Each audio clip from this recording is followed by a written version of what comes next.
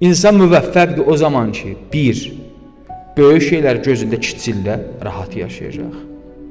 İki, dünəni və sabahının problemini bu günə yükləməyəcək. İnsan rahat yaşayacaq. Bugün evin var, başına su dammır, qırşanın altındasan, rahatsın. Görürsən, insan bəzi vaxt niyə məyus olur? Bilirsiniz bu həyatda?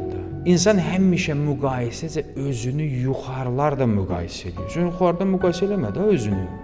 Özünü xarab edirsən. Oliqarxlarla hara müqayisə edirsən özünü? Sən öz həddində. Öz həddində. Həmişə özündən aşağıya bax ki, sən şükürün artsın. Özündən aşağıya. Bəzən görürsən, insan bu həyatda gedirsən bir evlərə, ev dağındır. Geri qayıdıb desin, əlhəmdülillah, əlhəmdülillah. İlahi qələt elədim ha.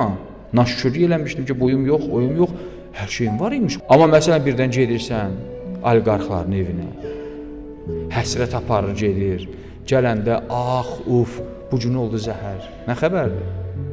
O həyat qurub, özü üçün qurub. Allah xeyir versin. Deyir, heç vaxt həsadət eləmə, qibtə elə. Həsadət eləsən, özünü xarab edirsən. Həsadət nədir bilirsən? Onda niyə var? Niyə bu qədər imarat düzəldib? Niyə bu qədər pulu var? Niyə bu qədər varı var? Ki, sənə nə? Ruziyi verib Allah cəhd edir, çalışıb Allah da ruzisini verib də. Bəzən də həsadət o qədər güclüdür ki, deyir ki, Allah ondan al, vermə, mən də istəmirəm, heç mənə də vermə. Amma onda da olmaz. Bu paxıllığın bizə pik həddidir. Amma qibtə nədir? Qibtə deyir, əlhəmdülillah, nə gözəl düzəldi, maşallah. İlahi bizə də nəsib elə, nə olar? Amma həsadət insanı öldürür da.